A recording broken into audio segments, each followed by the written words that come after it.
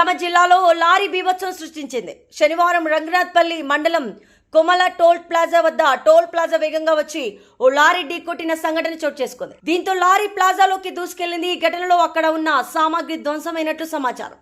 ఈ సమాచారం అందుకున్న పోలీసులు వెంటనే అక్కడికి చేరుకొని ట్రాఫిక్ జామ్ కాకుండా సహాయ చర్యలు చేపట్టారు. లారీ డ్రైవర్లు పోలీసులు అదుపులోకి తీసుకున్నారు.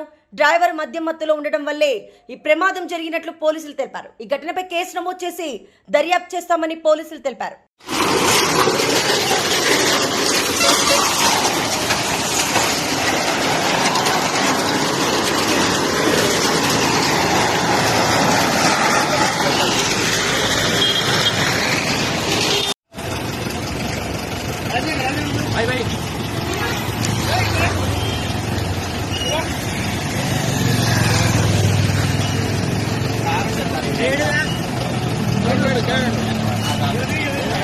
సార్